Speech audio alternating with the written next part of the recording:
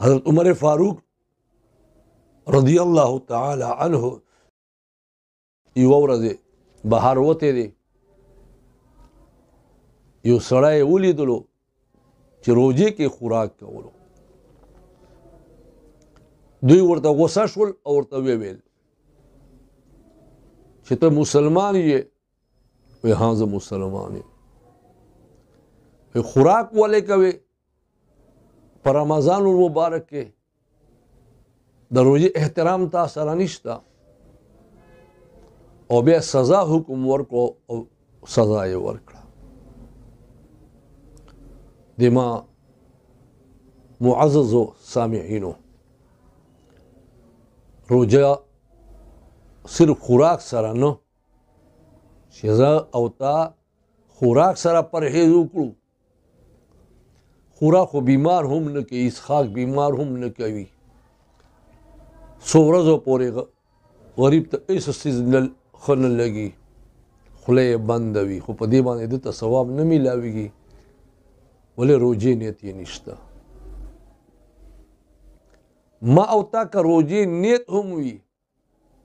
خوراک اسحاق بند کړو د ما عزیزانو خو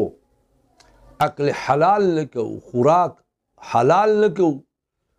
په حلالو باندې یا روزه شروع کوو نه انې په حرامو باندې ماتوو نو دا روزه که په حلالو دې شروع کړه خو په حرامو دې ماته کړه یا حرامه وینا دې پکې وکړه نو دې سره روزې هغه کوم اصل مقصد ده لعلکم تتقون دې دپاره چې تاسو پرهیزګاري جوړ شئ یعنی په یوې میاشتې کې یو پریکټس موږ ته الله پاک راکوي او هغه پریکټس د څه ده حلال روزي حلال اوبه او خوراک او حلال ازدواجی دا ټول معاملات نه به ځان بچ کوي نو دې کې موږ ته پریکټس راکوي ټریننګ راکوي چې حلالو نه دی منع کوم خیر ده بقایا 11 میاشتې حلال خورا اسکا او حلال ازدواجی معاملات کوا خو حرامونه به ځان بچ کوي دا تقوا مونږ ته سبق راکوي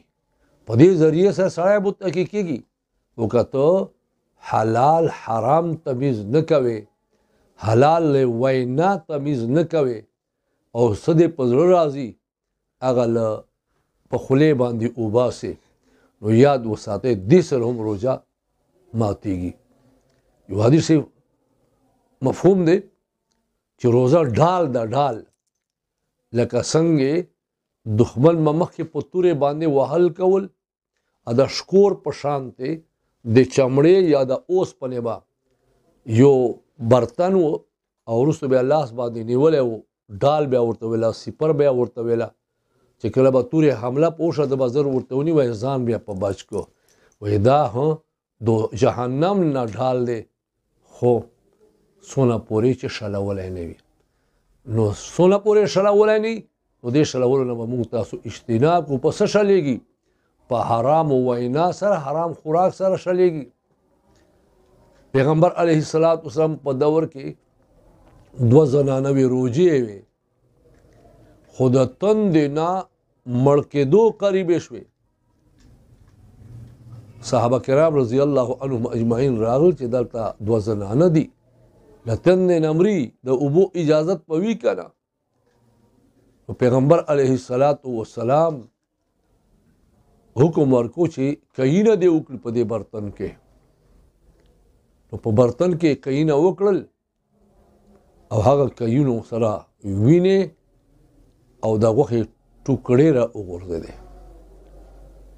نو جناب نبی کریم صلی الله علیه وسلم ورته وفرمیل خلاصه مفهوم یې دا ده چې دې زنانه خو دې 2 زنانو حلال روزی سره خوراک شروع کړی و خو په حرام روزي باندې روزه خراب کړې ده. او جناب نبی کریم صلی الله علیه وسلم د معجزې په تور باندې